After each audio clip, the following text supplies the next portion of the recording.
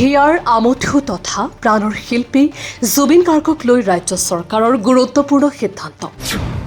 জুবিন গাৰ্গক লৈ প্ৰতিখন বিদ্যালয়লৈ ৰাজ্যিক শিক্ষা পৰিষদৰ গুৰুত্বপূৰ্ণ নিৰ্দেশনা।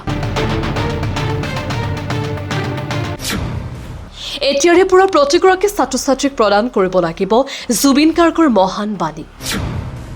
অসম ৰাজ্যিক শিক্ষা পৰিষদৰ শৈক্ষিক দিনপঞ্জীত অন্তৰ্ভুক্ত হ'ল জুবিন গাৰ্গৰ মহান বাণী।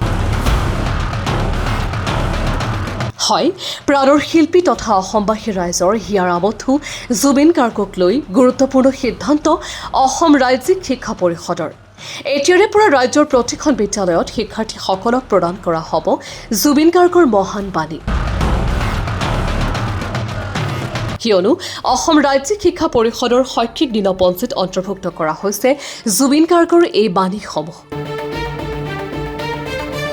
উল্লেখযোগ্য যে শৈক্ষিক দিনপঞ্জীত 12 মাহৰ বাবে জুবিন গাৰ্গৰ 12টাকৈ নিৰ্বাচিত বাণী সন্নিৱিষ্ট কৰা হৈছে। নিউজ ডেস্ক, ই নিউজ প্লাছ।